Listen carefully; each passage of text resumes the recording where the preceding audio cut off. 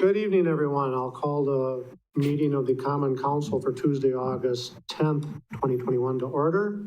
I see that everybody's here except Mr. Fryer's not signed in on the computer, and Mr. Fisher is joining us via Zoom tonight. Mr. Fisher, when we have a vote, I will call on you to give me your vote, okay? Okay. All right. I'll rise for the Pledge of Allegiance. Pledge allegiance to the flag of the United States of America and to the republic for which it stands, one nation, under God, indivisible, with liberty and justice for all.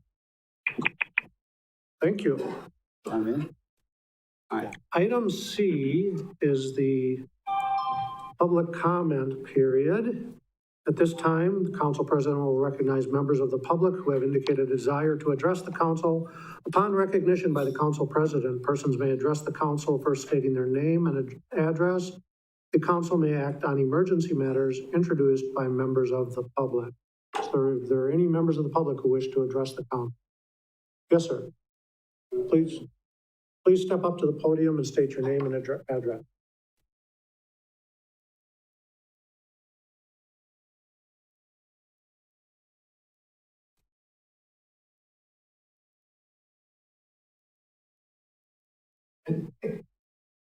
My name is Dennis Plemon. I live over to the Cedar Real Apartments, and there are a lot of elderly people that live there. And I was wondering what the status of fixing the sidewalk is, because I have stumbled a few times going on walks. And I don't know what the assessor of LIU, the city of Marshfield charges. And that's about all I have to say. Okay? Thank you very much. Dan, can you connect with him, or Tom? Thank you.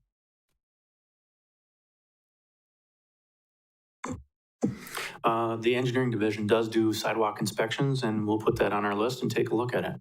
And then we'll talk to CDA about any repairs that are outside of our sidewalk inspection program.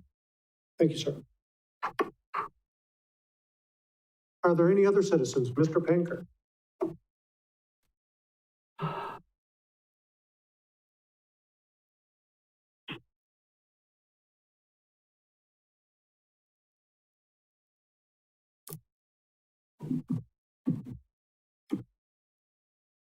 Good evening, William Penker, 600 Sycamore Avenue.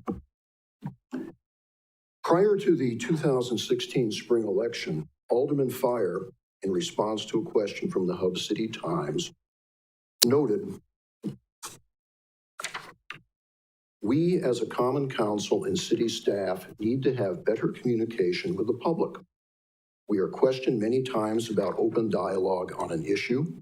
Sometimes we fail to explain the issues to the public and get information to them so they can make an informed opinion. This is the perception that the public has of the city and council." The minutes from the special meeting of the Common Council on January 26, 2016 noted, relative to a discussion of city value statements, "We communicate and work as a team." Another statement referenced open communication. Based upon the extensive discussion of communication issues at last week's Finance, Budget, and Personnel Committee meeting, we are apparently in a position. You may remember Strother Martin, the captain, speaking to Paul Newman, Cool Hand Luke. "What we've got here is a failure to communicate." The committee graciously allowed me to add some comments to their discussion. I'll repeat some of those and then expand on some. If we look at city operations from the context of the incident command system, we have at the top an incident commander. We have at the top mayor and city administrator. Below the incident commander, we have operations, logistics, finance, and planning sections, which are parallels to our city departments. Now, between the two, slightly below the top and slightly to the side, this is above the sections or departments. We have personnel dealing with liaison with other agencies, a liaison officer, and a public information or press officer, the PIO.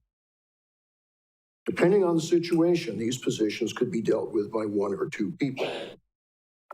Now, among the various duties of the PIO, as noted in the National Incident Management System ICS Field Guide, are the PIO is responsible for interfacing with the public and/or media. The PIO develops and releases information to the media. The PIO coordinates and gets approval from the IC before the release of information. And as I noted several years ago, these points were noted in some 2016 articles from Firehouse Magazine. And I also took those and presented those to the council some time ago. The important point to note is the PIO or press officer is the face and voice of communication. No one, perhaps with the exception of a coordinated effort with the incident commander, goes outside of the system and freelances as a spokesman. If we apply the concept to city operations, the departments do not freelance press releases and media opportunities.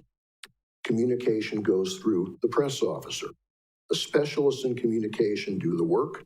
The specialists in communication know how to utilize the full spectrum of media resources to the best benefit of the city and its residents and visitors. The specialists balance traditional media with social media, local media with regional media, the spoken word with the visual, and the message to the audience. No one freelances. And to paraphrase a fire service expert, our chief of department could probably tell me which one it is. Scott, Billy Goldfeder, or Salka?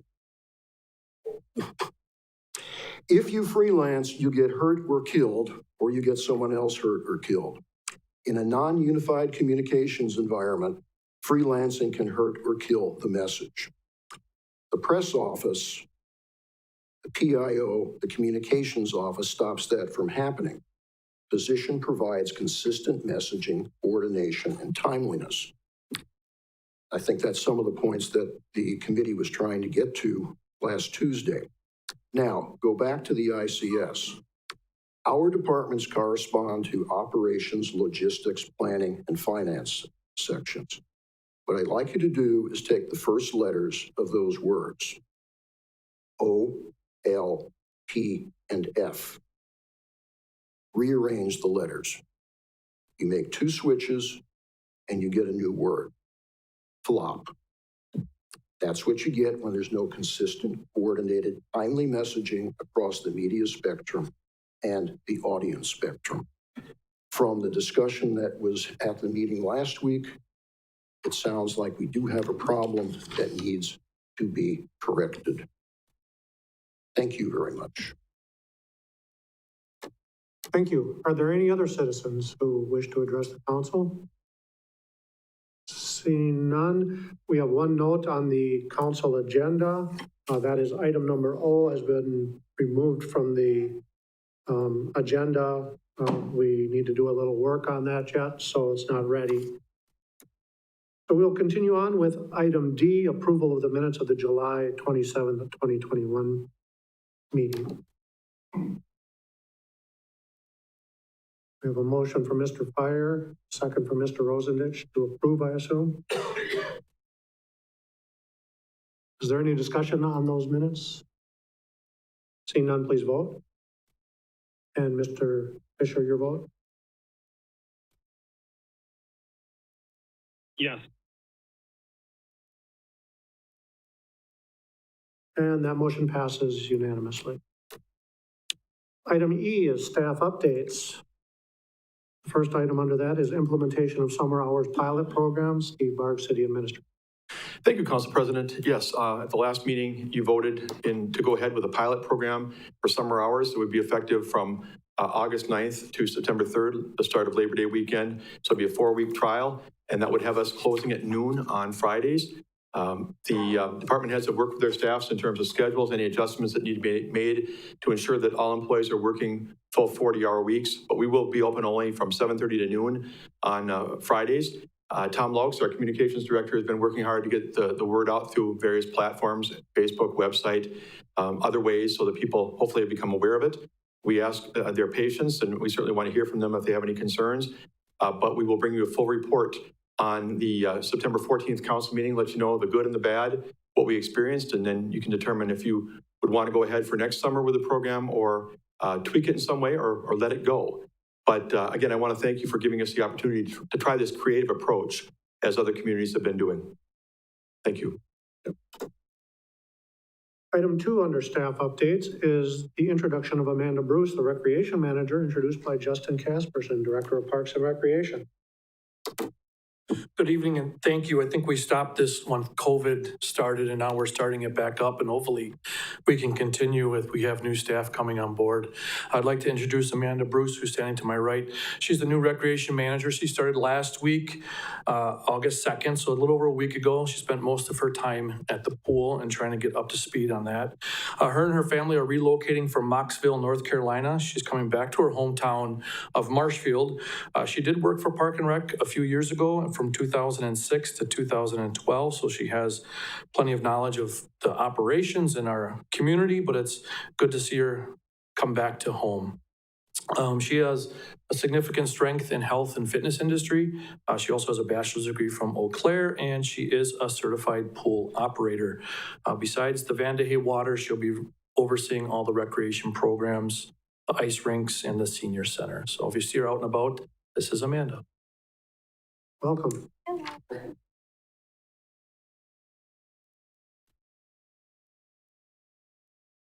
Item F is Council President's comments.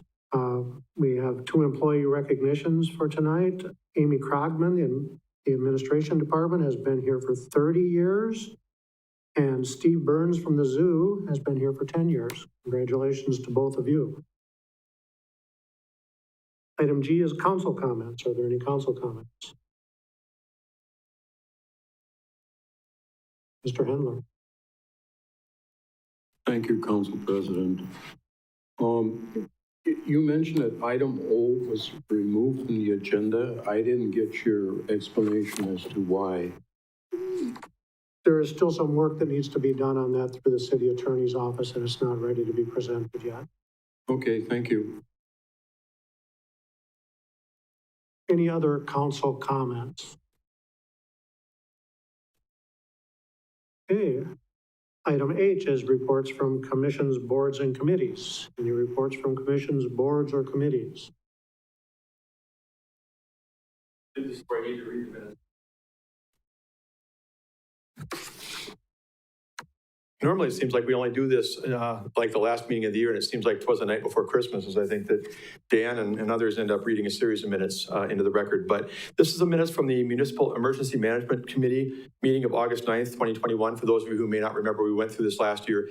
It's, the Emergency Management Committee is called out under Section 7.02 of the City Code.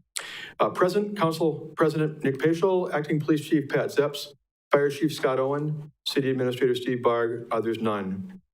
Council President Paschal called the meeting to order at 4:04 p.m. in the public conference room of City Hall as provided for under Section 7-02 of the Marshfield City Code. There were no citizen comments. Request to recommend council authorization to allow the city administrator to take emergency actions as may be necessary to protect the health and safety of employees and visitors in certain city buildings and facilities during the COVID-19 pandemic. Barg gave a brief report on the rising number of COVID-19 cases across the country and in central Wisconsin, due primarily to the Delta variant. He advised that CDC, Wisconsin Department of Health Services, and Wood County Health Department are recommending that people wear masks indoors, regardless of vaccination status. Although not suggesting any specific action at this time, he asked that the committee recommend that the council authorize him to take emergency actions as may be necessary to protect health and safety of employees and visitors in certain city buildings and facilities. This would help ensure a timely response to emergency needs despite the infrequency of council meetings. The authorization would not apply to police, fire, and library, as those operations are governed by separate bodies with statutory powers. After discussion on the pandemic and the possible need for further action at some future time, Owen moved and Zepp seconded the motion recommending that council authorize the city administrator to issue, that's not worded right, take emergency actions as may be necessary to protect the health and safety of employees and visitors in certain city buildings and facilities during the COVID-19 pandemic. As noted in the proposed resolution, this authorization would end on December 31st, 2021, or such other date as determined by the council. Motion carried. With no other business before the committee, Council President Page will adjourn the meeting at 4:27. Respectfully submitted, Steve Bark, City Administrator. Two things. One, I will correct the typo for the official record. I apologize for that. And second, by accepting and placing these minutes on file, you're not approving the resolution that's referenced in this. That's a separate item on the agenda that we'll discuss and get council comment on later. You're simply acknowledging in this case that these are the minutes from the meeting held yesterday. Okay, are there any other reports from commissions, boards, or committees? Seeing none, we will move on to item I, the consent agenda, which is before you and includes those meetings from that minute. Mr. Hendler, you have a motion. Okay, and a second by Mr. Witzel. Is there any discussion on the consent agenda? Seeing none, please vote. Mr. Fisher, your vote. Aye. And that motion passes unanimously. There were no items removed from the consent agenda, so we'll move on to item K, presentation on the Braham Park EAB response plan presented by Mark Riskevich, City Forester. Mark.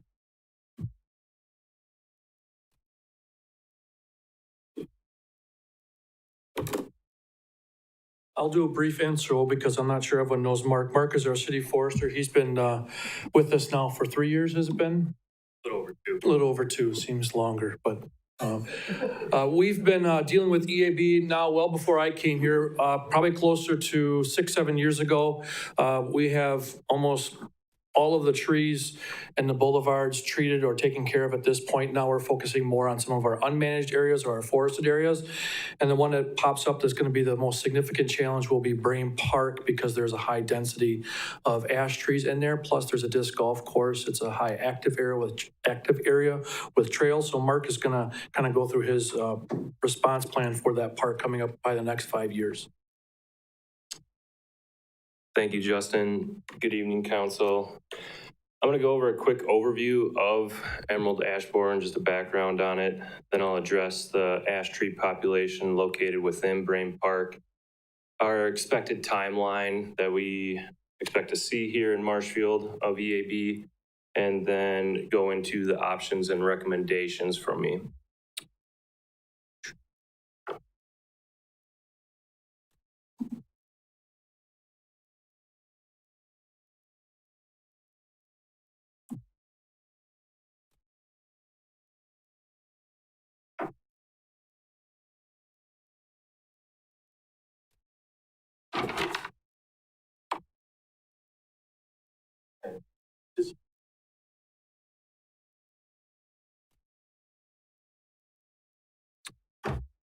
Okay.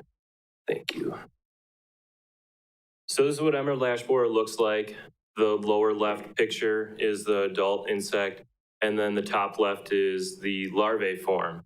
And actually it's the larvae form that kills the tree. It creates the gallery shown on the right-hand side underneath the bark that ultimately disrupt the water flow going to the tree canopy.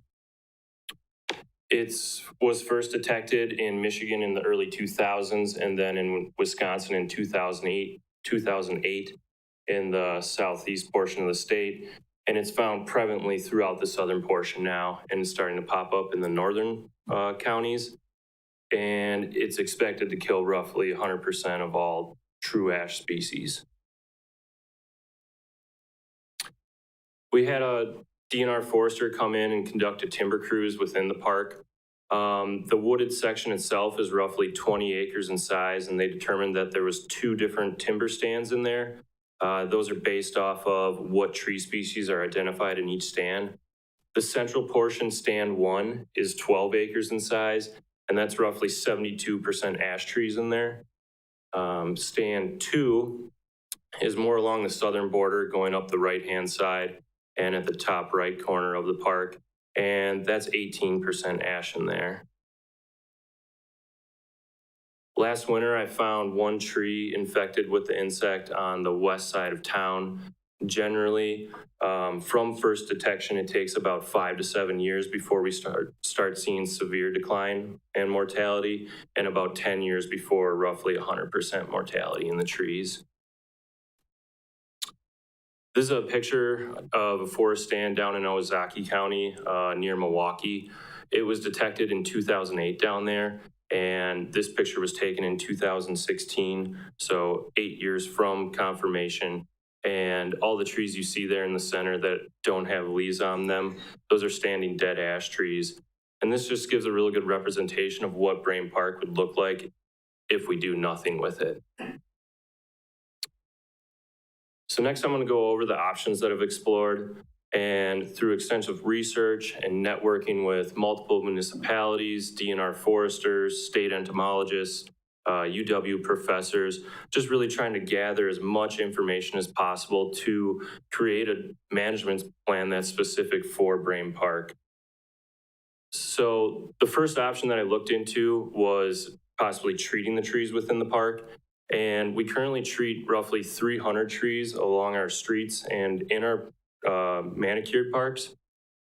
After crunching the numbers of just the sheer volume of ash that's located within Brain Park, it cost almost $100,000 annually to treat these trees. You'd have to hire additional staff to treat them within the necessary time frame, and the cost would only rise as you continue and the trees grow. Frankly, this just isn't sustainable, nor is it feasible for us. The next option I looked at was doing a harvest through a logger. And this proves to be more difficult just for the fact that Brain Park, it's an unconventional logging site. It's in an urban setting, it's a small tract of land, and frankly, it's just not that attractive to loggers. They don't want to go through the headaches dealing with all those ramifications. There's no guaranteed timeline when they could conduct the harvest. They may commit to it and a couple of years down the road, back out of doing the harvest. And then also, it would be a one-time harvest that they do. That being said, it'd be very aesthetically unappealing to the eye to the community members, and also have just environmental impacts taking off that much canopy cover at one time. So the third option that I've looked into, and the one that I recommend, is still conducting a harvest, but keeping it in-house and utilizing our staff and resources.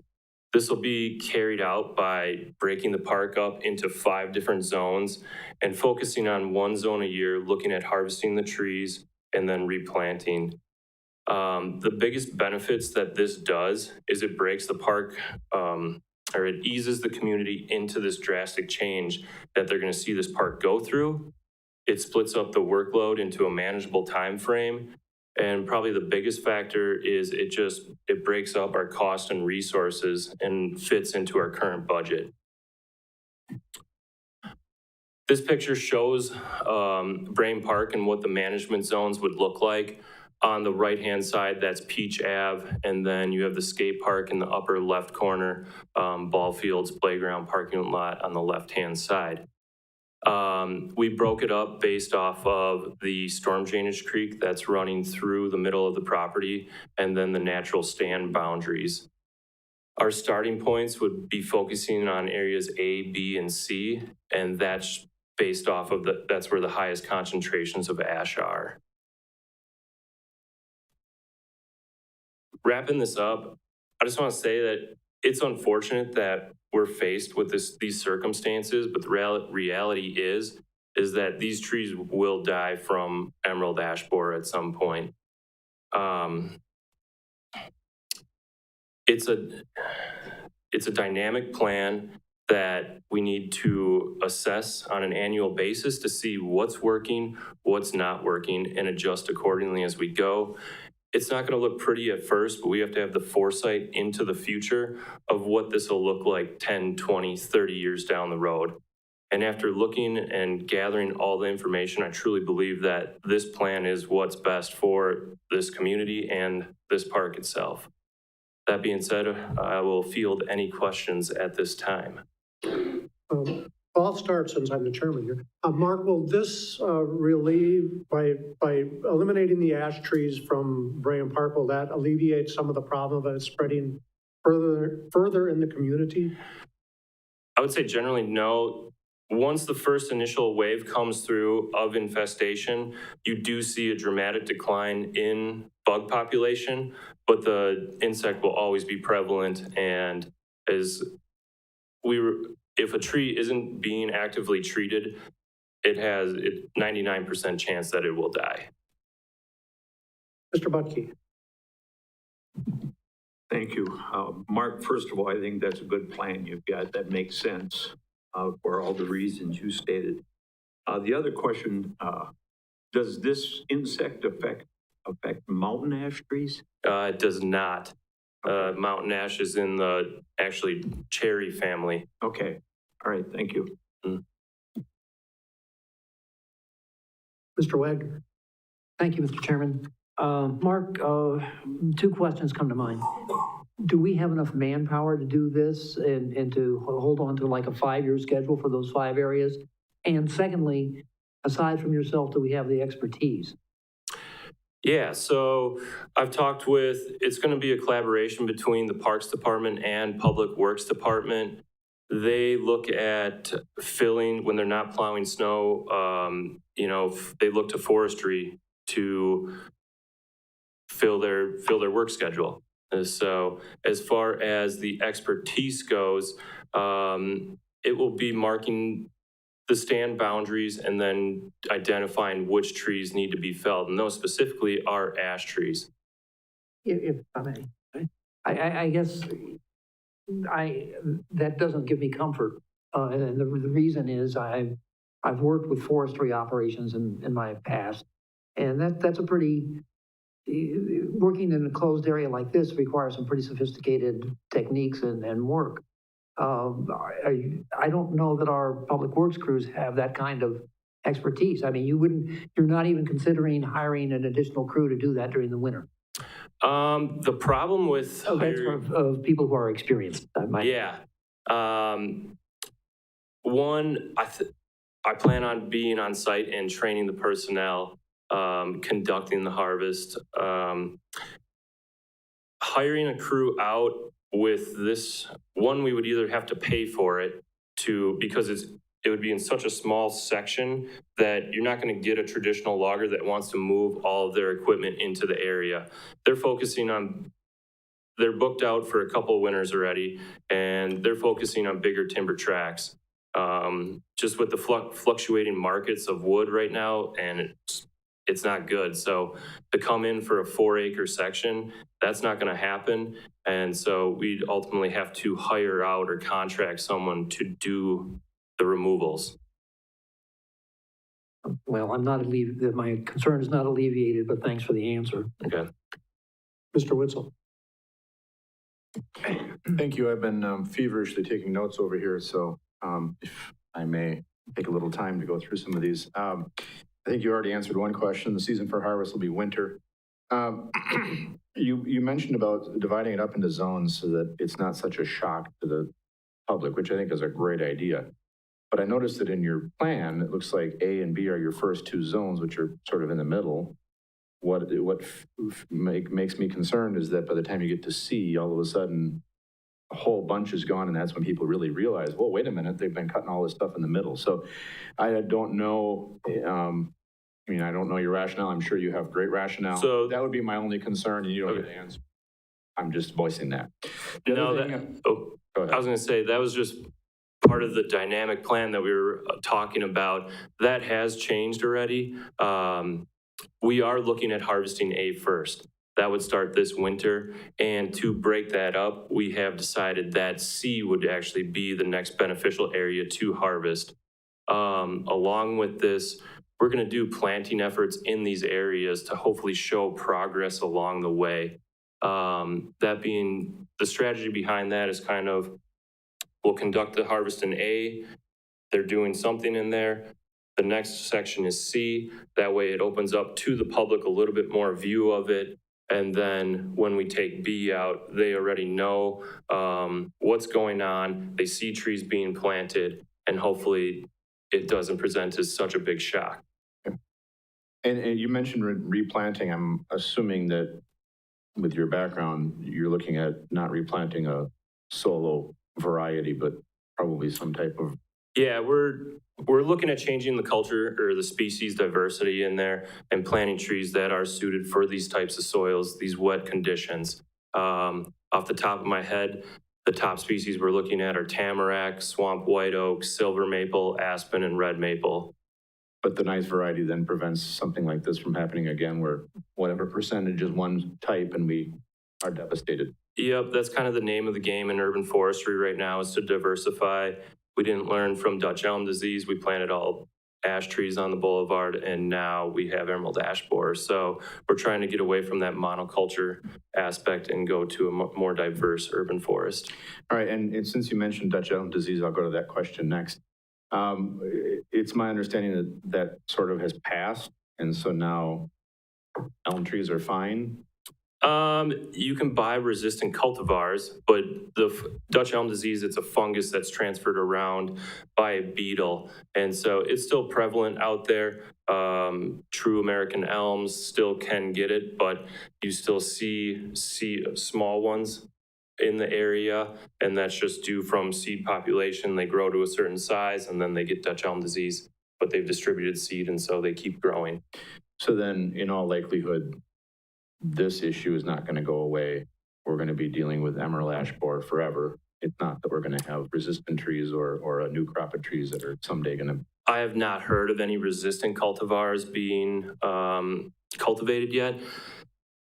There are some ash trees in certain areas, I want to say less than 1%, that they'll find one where it, all the ashes around it have been infected, but this one survives. So I believe they're looking into the genetics of that.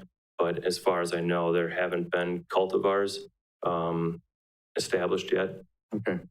Two final questions. One, is there any value to the lumber that you're going to be pulling out of there? Yeah, we're going to try to cut the logs to a standard length and then hopefully have a log buyer come in and haul those out for us, and we would get revenue back for that. Okay. And then my final question, we're talking right now about Bram Park.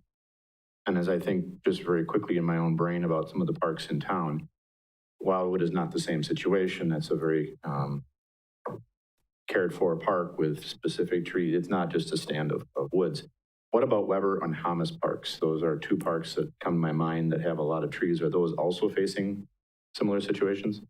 Brain Park is, that central portion, stand one, is considered what's a swamp hardwoods.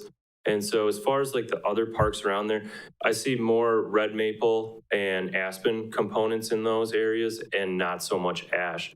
That's not to say that there's a little bit in there. There's pockets around town where we will have to deal with them and actively remove them. But Brain Park is the only park where it's this high of a density on that large of a scale that I've noticed within the city limits. That answers all of my questions. Thank you very much. Mr. Butke. Yeah, thank you. Now that you.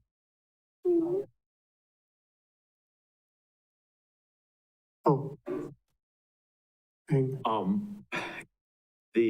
You talk about selling the firewood, Mark. Wasn't there a law or something that you couldn't take ash trees for camping and stuff like that because of the spread of this insect? Are you able? Question would be: are we able to sell these tools? Yeah, I believe it's still best practice not to move firewood throughout the state. That is a way that bugs and pathogens can spread. However, I believe the state is since EAB has been found almost throughout the entire state, that quarantine has been lifted. And so I'm not exactly sure how that applies to logging outfits. Okay, so I'm hoping that we can sell them. Yeah, talking to some of the loggers, that should not be an issue. And Mr. Knecht, you had a point to make?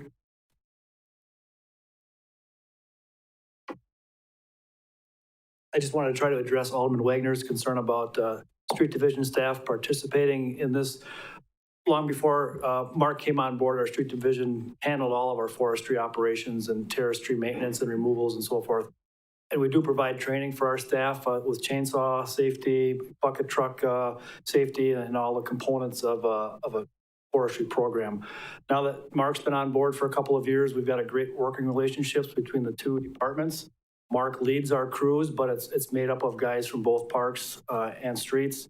They've handled some tricky situations, and Mark's a great leader. So we've got a great team that can tackle this whole project in-house. And the beauty of staging it over a 5-year period is that, we'll see how things work in the first year. We can adjust our plan as we go, but we're confident we have the staff in-house to do this project. Thank you. Does anyone else on the council have any questions? Seeing none, we'll move on. Thanks, Mark. Thank you. Item L is a request to approve budget. Oh, Justin, you had me confused there. A request to approve budget resolution 05-2021, writing off certain uncollectible special charges presented by Ron Aumann, Finance Director.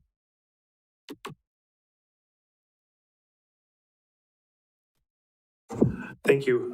In your packet, you have a budget resolution. I just kind of want to give you a little background on what these special charges are, how we've handled them in the past, and why there's a budget resolution. So traditionally, we budgeted $10,000 to write off each year in these.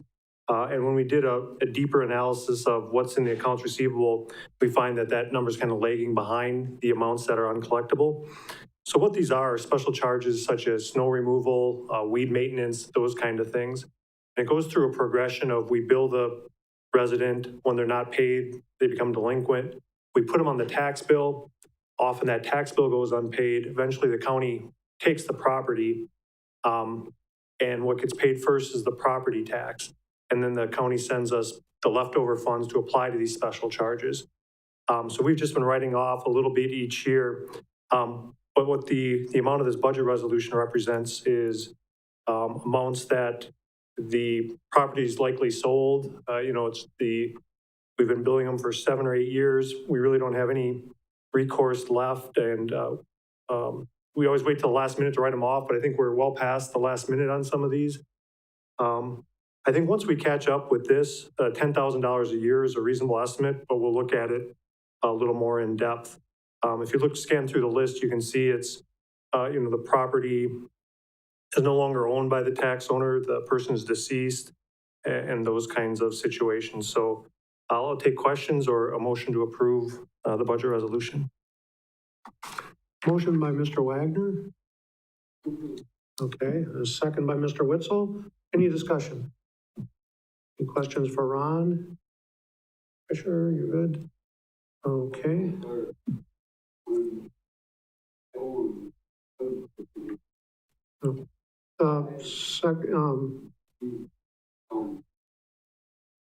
We've got, I guess if there's no comments, we'll vote.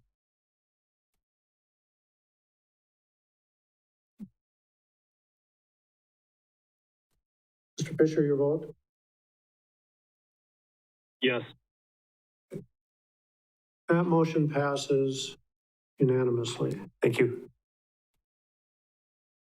Item M is a second reading of ordinance number 1460, amending section 2-107 of the Marshfield Municipal Code, the Ethics Board, presented by Jen Rakey, Human Resources Director.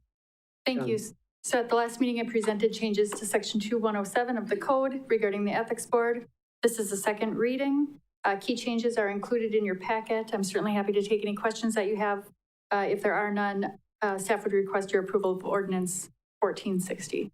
Okay, Mr. Butke, your motion. Motion to approve. Okay, second by Mr. Fire. Is there any discussion on this matter?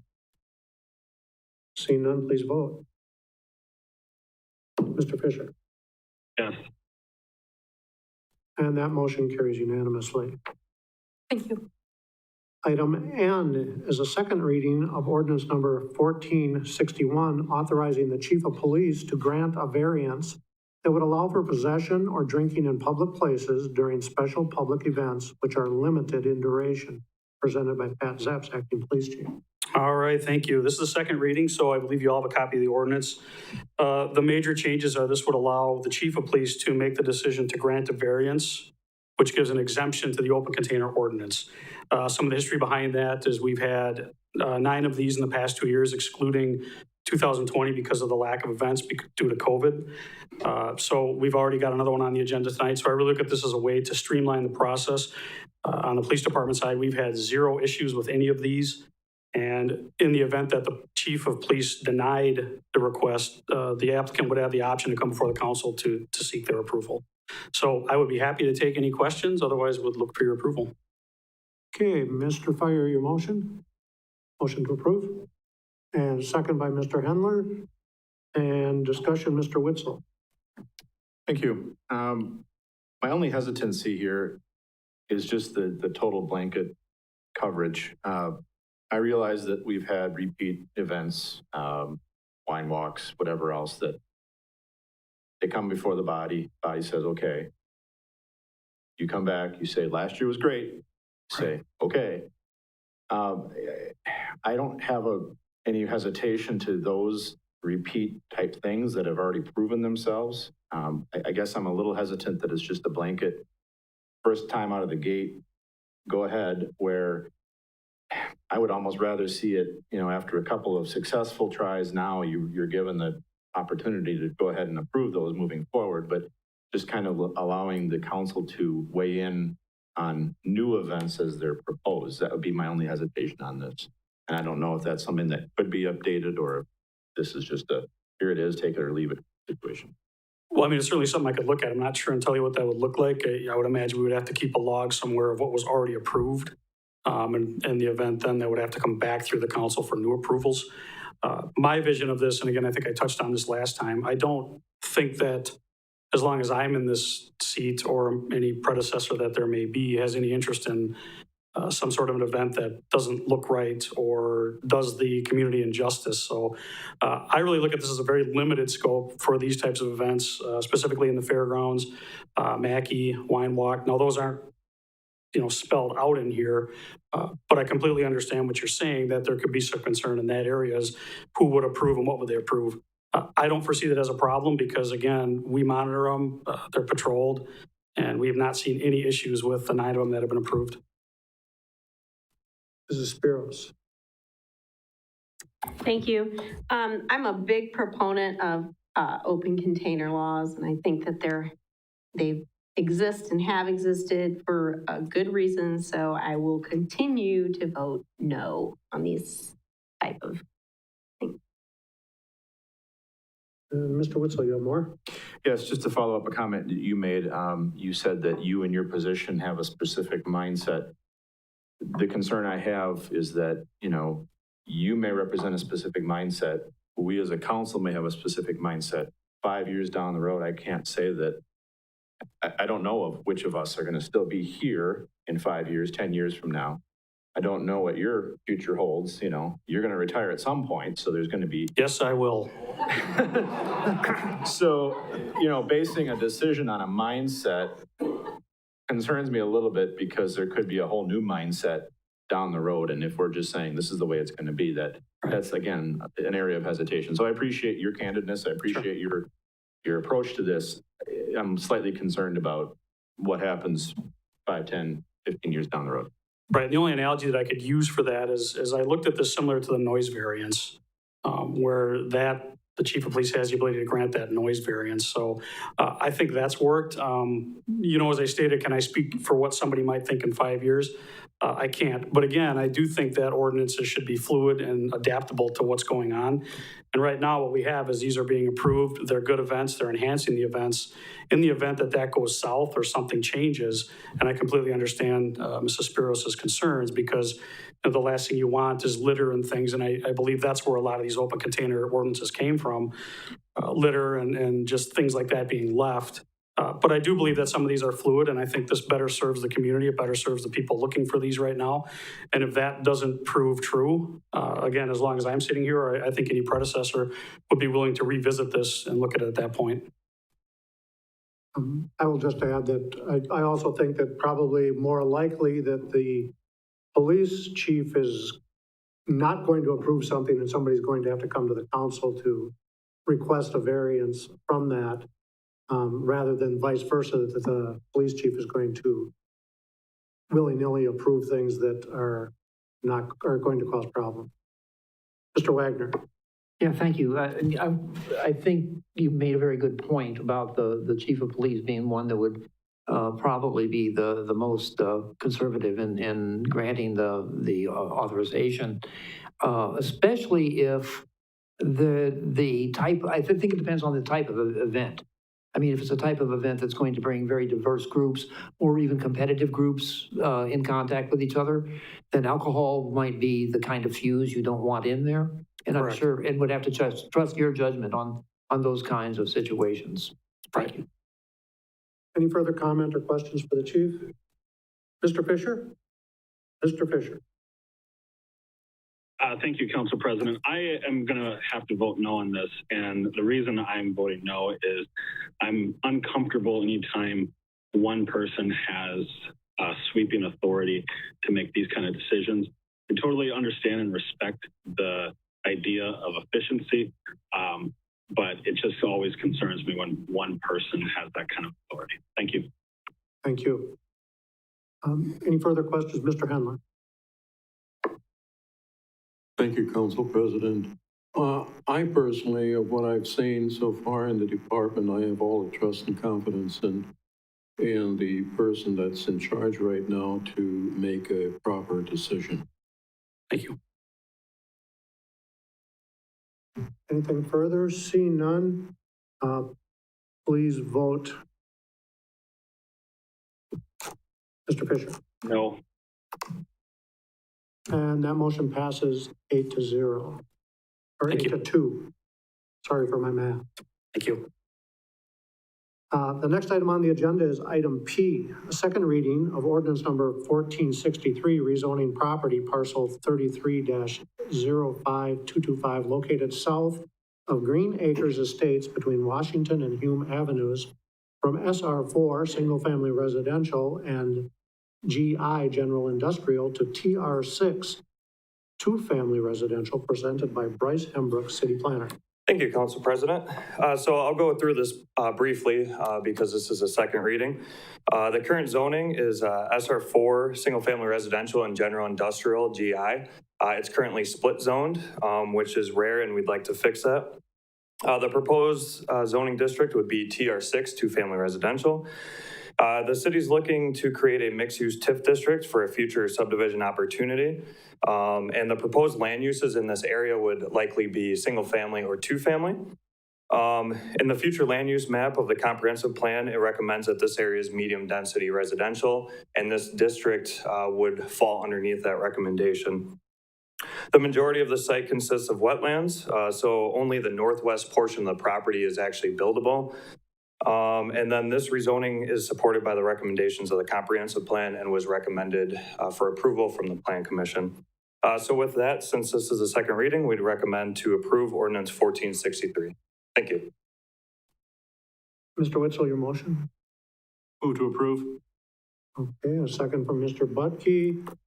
Mr. Wagner, you have a comment. Yeah, thanks, Bryce. Thank you, Mr. Chairman. Bryce, I went out there and looked at that site again today, and it hadn't even occurred to me when I was looking at the maps that it's right next to what I guess it's called Greenway Park. It's basically a mobile home park or a modular home park or anything. What is that currently zoned? Is that zone single-family residential? I would believe that would be MH8, mobile home district. A separate mobile home district.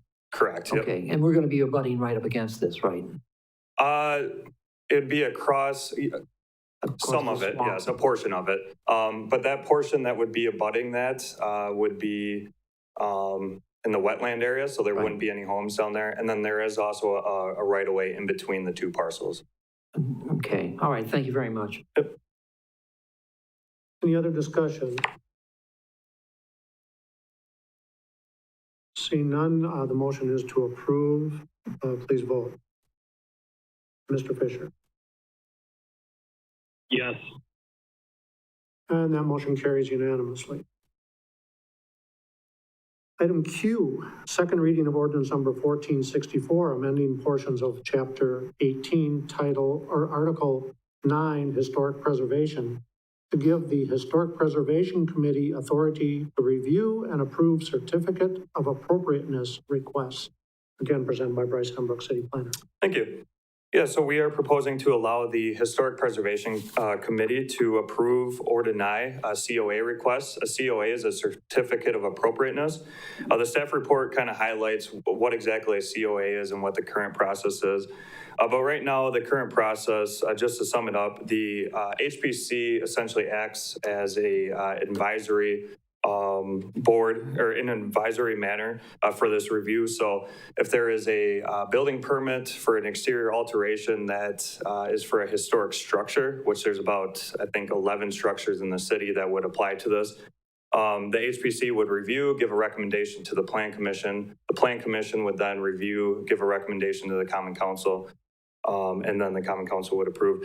In this case, the HPC would be able to approve or deny the request, and then you guys would be able to approve through the minutes of the HPC. So Marshfield is considered to be a certified local government through the state, and CLGs are required to designate that the HPC approves or denies a certificate of appropriateness request. So we're pretty much doing this in order to retain the status of being a CLG. It's important to remain a CLG in order to have opportunities to receive grants and educational help from the state. The group is also looking to change their official title to Historic Preservation Commission. As I mentioned in the first reading, there's not really any shift in power due to the name change, except for allowing them to approve or deny the COA. So with that, this is a second reading, and we would recommend to approve ordinance 1464. Thank you. Mr. Fire, your motion. Okay, and a second by Mr. Varsho. Mr. Witzel, you have comment. Thank you. In reading through this, it looks as though if there's a concern, the appeal goes directly to the Common Council. So this basically takes out Plan Commission completely. Correct. That's all I needed. Thank you. Any other comments or questions? Okay, the motion is to approve. Please vote. Yes. Thank you. Mr. Henlar. And that motion carries unanimously. Item R, a request to approve resolution number 2021-52, allowing exception. Oh, we don't need to do this one. Never mind, we just passed. We just passed a previous rule that negates this one. So we'll move on to item S, a request to approve resolution number 2021-53, granting emergency authorization to the city administrator as originally provided under resolution number 2020-09 to take actions deemed necessary during the COVID-19 pandemic until December 31st, 2021, or such other date and time as the Common Council may hereafter determine the end of the state of emergency. Presented by Steve Barg, City Administrator. Steve. Thank you. I've been before you twice before on this issue with COVID-19 emergency authorization request. One was back in March of 2020 when things broke. I think we all remember how crazy that was. It was fairly imminent. And then again in the fall of 2020 when it began to resurface more cases and there was questions about where it was headed. And of course, it did get fairly bad for a couple of months. In fact, we had a number of staff here at City Hall quarantined for various reasons during December, and we were running on a fairly skeleton crew at one point. I come to you tonight without that hanging immediately over our heads. I think you all know that the number of cases of COVID-19 is rising nationwide and also here in Wisconsin, in central Wisconsin as well. We're seeing the numbers go up. Wood County is now showing higher transmission levels happening right here. The reality is, though, that there's nothing that's come down from the state. There's no mandate from the governor's office, as there was once, to take any type of action, so it's entirely in our control. And I'm not suggesting there's anything imminent on my mind in terms of taking some actions, but I think it's prudent as we look at the Delta variant, as we look at cases growing and what may happen this fall, that someone be empowered to make those decisions and take actions on the spur of the moment if they're deemed necessary to protect public health and safety. We have 2 weeks between council meetings normally. And if you look at August 24th to September 14th, that'll be 3 weeks. That's a long time in the world of a pandemic. I know we could always call people together on an emergency basis. You've done that before, but I think it's prudent for someone to be named for that. One member of this body suggested perhaps it could be the council president. If that's deemed appropriate, so be it. I'm suggesting myself because I've done it the last 2 times out in 2020, and I'm here every day. So without any, like I said, any imminent plans to take any actions, I am recommending approval of resolution 2021-53, which would give me the emergency authorization needed, if so warranted, if conditions got to the point where we needed some type of immediate action with respect to protecting city facilities and buildings, that I could act accordingly. Thank you. Mr. Butke, your motion. Motion to approve the resolution. And Mr. Hendler seconds. Mr. Witzel, you have the first. Thank you, Mr. President. I want to reiterate something you said, because I'm afraid this is going to be misconstrued in the public. No imminent action at this time. You're not shutting City Hall down. You're not requiring masks. This is simply a tool in place should some future action down the road at some point be deemed appropriate. That is correct. Okay. I want to make sure the public knows we're not closing City Hall. We're not requiring masks. We're simply having a tool in place. No. Second thing, if this body at some point deems that your actions are too strenuous, we have the ability to shut this down as an act moving forward. Yeah, like it says in the resolution, December 31st of 2021, or such other time as the council wishes to take action to end the status. And you could do that by, a special meeting if you felt led to do so. But I think your first point, I'm glad you asked that publicly. I'm glad, because there is no intent on my part to take any particular action anytime soon. It's just, we really should be prepared if things start going south, for lack of a better term. Thank you very much. Mr. Wagner, you're next. Thank you, Mr. Chairman. Basically, if at any time we think that an emergency has been called and, and we want to discuss it, it only takes 2 members to request a special council meeting. So we can, yeah, right. Yeah, well, if you answer your phone, that might work. But anyway, the point is, there is a check and balance on it if for some reason or another we disagree with the decision that Steve makes. The second thing is for Steve. Steve, what would you consider a trigger mechanism for putting in some kind of an emergency notice, emergency order? Well, certainly we monitor, and I know Jen is part of this too as well. We monitor the number of cases, whether they are leading to greater hospitalizations and fatalities. In Marshfield. What? In Marshfield, not just the statewide, Well, right? at least in Wood County. I mean, we don't have specific Marshfield cases. We get Wood County data from the county health department. And if we get evidence, obviously, from Madison and the governor's office that there's direction, of course, we have to abide by a mandate if one comes from Governor Evers. But it's really just monitoring constantly the data we're getting from Wood County Health Department and other authorities to see if we're moving into that phase of a pandemic, which would be the 3rd time for us now, that would mandate or would require or warrant that type of action. So nothing specific. No, and again, we talked about this a minute ago with acting Chief Zepps in terms of, you put authority in one person's hands to make these decisions. I guess I just want you to know that I'm very measured about this. I think most of you realize that. I'm not looking to do something more than we need to, but if conditions warrant, I think that we need to have somebody in charge to make those calls. And we had several of those that we had to do back in 2020. One of them was to close access to this building for a period of time to protect the safety of our employees and the public, particularly those employees we have who were interacting with the public and becoming ill or having to be quarantined. We got to a point where, like I said, it was getting a little difficult because we had many people unavailable as far as just running operations. So someone needs to be able to make that call, I think, on a fairly short notice if need be. Thank you. Mrs. Spiros. So I'm just going to ask a couple of questions for clarification.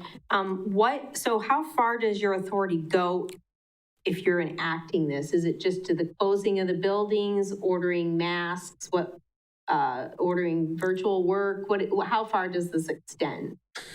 Well, I guess I'll give you my interpretation. I don't know if the city attorney has something else to go on here at this point, but my thought would be certainly the requiring of masks to be worn in the facilities that the city proper has authority over. And I think you realize that the police, fire, and library operations are governed by other boards that make those decisions, the Police and Fire Commission and the Library Board, who may well be talking about this issue right now. But beyond that, it would be basically the closure or restriction of access to our facilities and buildings, which we had to do at one point, I believe in the fall of 2020, to protect everyone. We were keeping the public from this building. We were, doing everything we could to make sure our staff was safe. So those are the things I'm thinking about: access to buildings and facilities, and the potential reinstating of a mask requirement. Okay, so in follow-up, if I may, this would not in any way give you authority to mandate vaccines for the employees of the city. I don't think that it does. I would have no intention of that, but I don't think that it provides me that authority. I guess I haven't looked into where that would land. Everyone's looking at me. Okay, yes, I'm looking at you.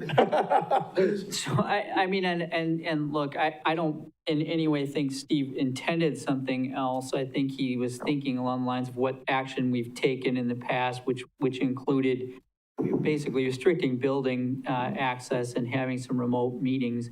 But I will say that the way that the minutes read, there's no restriction like that. So if you intend to limit that, or you want to limit it to certain things, then you may want to be considering in advance what are those limitations, because in a general sense, the way that this reads is that take emergency actions as may be necessary to protect the health, safety of employees and visitors in certain city buildings and facilities. That's broad. I mean, so I can't, when you ask, what does that mean? It means whatever in his discretion. And let's even put on there reasonable discretion, because I think that's automatically implied. But whatever in Steve's reasonable discretion is necessary to protect the health, it could be many, many different things. So if there's some kind of intent to limit that, given the nature of what Steve's discussed here tonight, he is talking primarily about the type of thing where we've got limited access to buildings and things like that. So it looks like he's going to talk to that. But I based on the language, it's broad, very broad. Yeah, as I indicated, I would have no intent of going where you just were with that question. But I would add that the city attorney brought up a good point. Going back to remote meetings, if necessary, to keep limited people in this room and to try and keep us separate, that might be another option. Right? We certainly went through that in 2020. And Mrs. Spiros, you're still up. And just one more follow-up. I want to be clear that I wasn't in any way trying to insinuate that you might be thinking that or anything like that. That's never been discussed. So if you're out there listening to this, he's never talked about that. No one here has ever talked about that. But being that it is forefront in the news, I just thought that I would ask that question to see what the answer was. And then in regards to your answer, it does seem fairly broad. And I'm not sure I want it to be that broad. So I think that I would propose an amendment to it. That this, I can't, I don't have nothing to put. Don't you have an amend on there? No. Oh. Can't connect, okay. Continue. Here, use mine. Tom's going to make an amendment. Make your motion for your amendment. I can't do anything on mine. Well, just okay. Tell us what it is. Yes. Oh, okay. You ready? You're ready for that now. We will ignore the. We'll ignore the button and we'll go. I would like to restrict the city administrator from being able to impose mandatory vaccinations on the staff of the city staff. Okay, and then I'll need a second for that if someone wishes to second that or not. State it, please. State it again. I was trying to picture. Okay, what I said is I would like to make an amendment that we limit the city administrator from being able to mandate vaccines for city employees. I will second it. Yeah. Okay, Mr. Fisher seconded that. Thank you. we will have a discussion now on whether to approve the amendment to the resolution. Anyone wish to comment on that? Mr. Fisher, you want to comment on that? No one wishes to comment on that, so I guess we will vote on the amendment. Oh, wait a minute. We have to wait for Jess.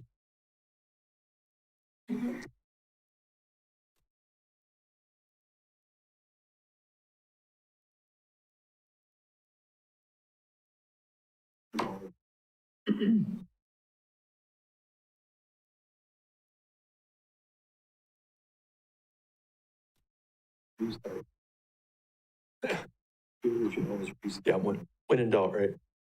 Restart.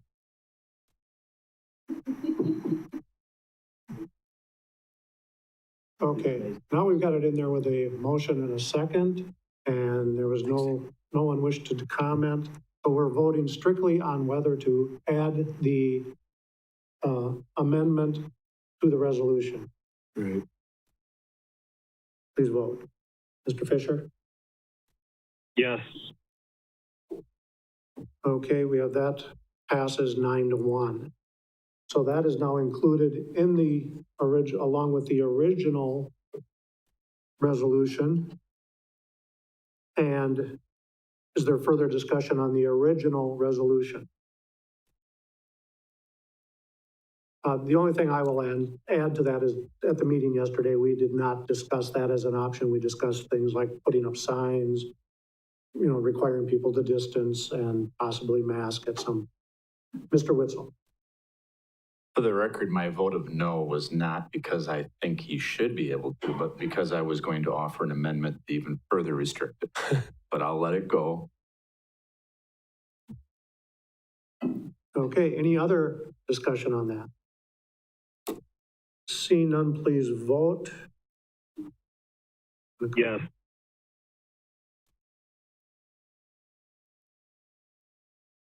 And that motion carries unanimously. Item T, a request to select council members for redistricting committee and appoint the citizen members. Steve, I'll let you go first. Yeah, thank you very much. I appreciate that. Well, on the last council meeting, the council voted to set up a redistricting committee. Of course, that's required to take the 2020 census data that we get from the county and apply it at the local level, so to speak, looking at how it impacts potentially our ward and district boundaries. And the council voted to have 3 members of this body and 2 citizens at large make up that committee. Of course, they'll have assistance from staff in an advisory role in terms of technical help from the GIS coordinator, city clerk, and perhaps others. Anyway, we solicited from the council. I have 6 names.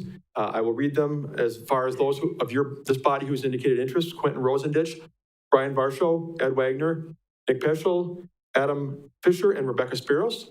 So we need to narrow that down from 6 to 3 for the committee members. And then you have 5 individuals who came forward from the public. We did solicit by getting the information out there on various platforms, and the 5 people who came forward are in your packet on my memo. I apologize, I don't have them in front of me. Perhaps either Nick or Jessica, you might read them out loud so people hear them publicly, but they are vying for 2 seats on this body.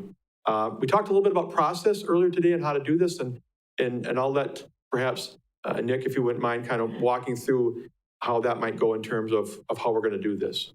Okay, first I'll read the names of the citizens who volunteered. Iddy Adam, TJ Esser, Georgette Frazier, Sean Kober, and Ann Stevnine Roll. We discussed the process for this, and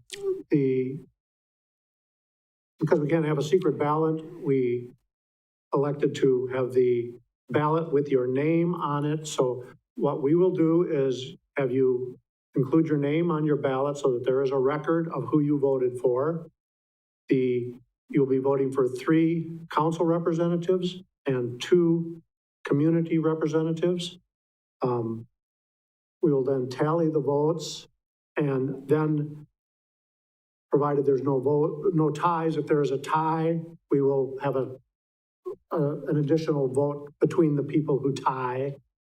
And After that, then we will have a motion to accept the representatives. So we need a motion to hold the election. So first we need a motion to hold the election. Can we get it on the? Okay, we have a motion from Mrs. Spiros and a second from Mr. Witzel. And discussion on that, Mr. Hendler, did you have a point you wish to make? Did you want to speak? You don't have a comment? Okay, and we will take that off the thing. Then we will vote on voting. Vote to hold an election. Please vote. Yes. Thank you. That motion carries unanimously. So now vote on your paper ballots, including your name. How do you want me to do this?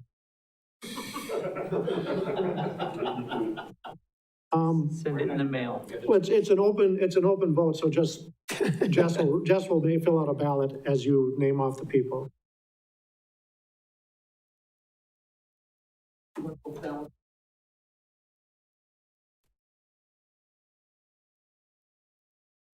Are you ready for Mr. Fisher's vote? She's ready for your vote, Adam. So are we doing, I just want to clarify, we're just doing the 3 council member? It'll be for all of them, but do the 3 council members first. All right. I'll do myself, Rebecca Spiros, Ed Wagner. And among the community representatives, 2.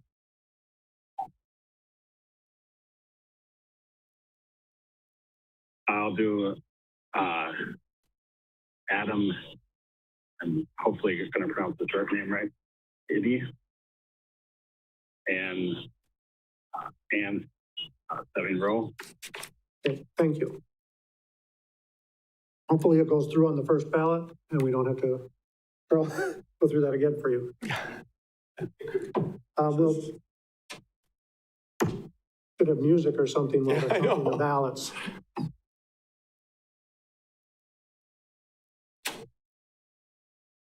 Mr. Witzel is assisting in the ballot count because he's not on the ballot.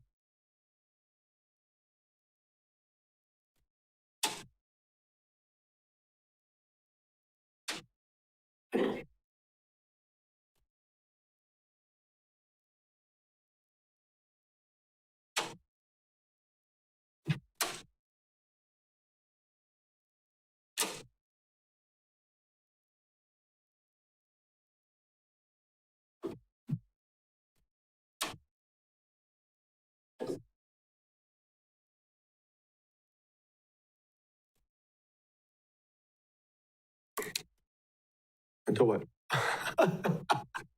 Not during this vote though, right?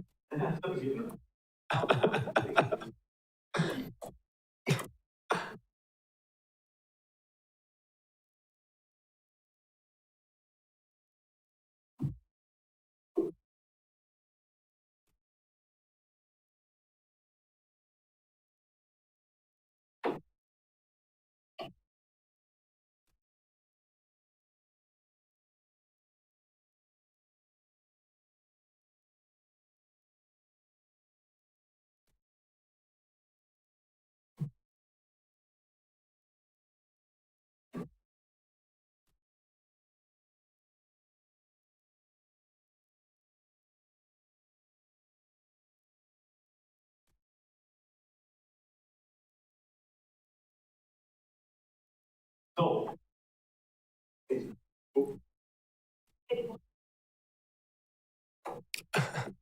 Karaoke or what? Yeah.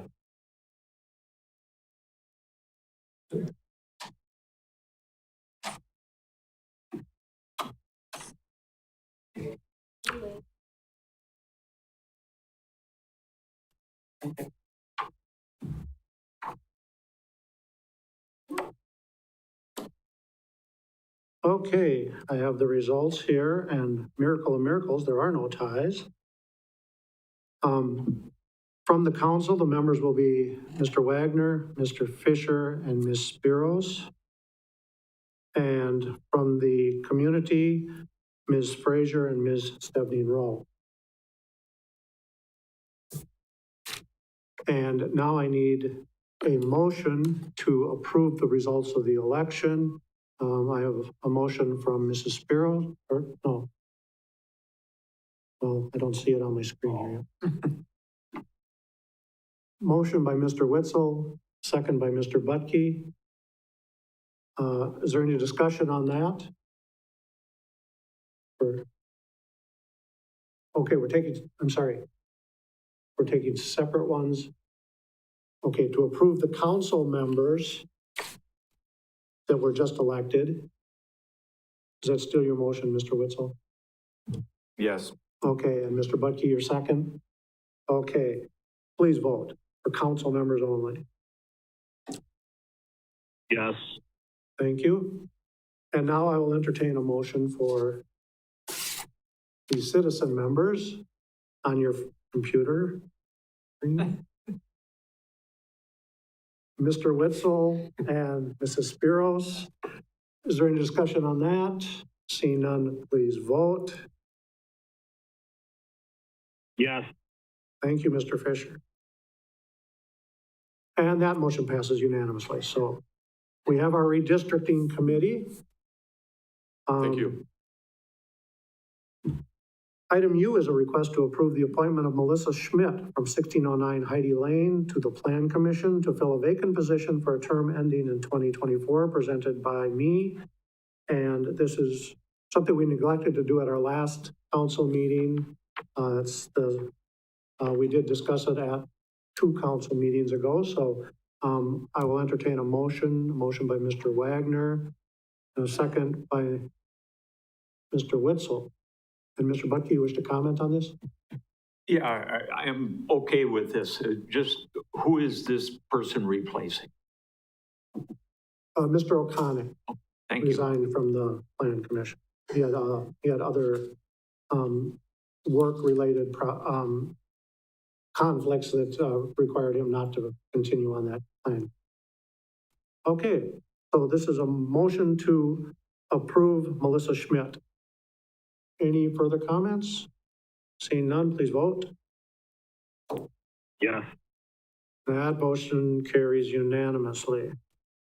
Okay, suggested items for future agendas. Seeing none, I'll entertain a motion to adjourn. Mr. Witzel's up again, a second by Mrs. Spiros, and we are adjourned.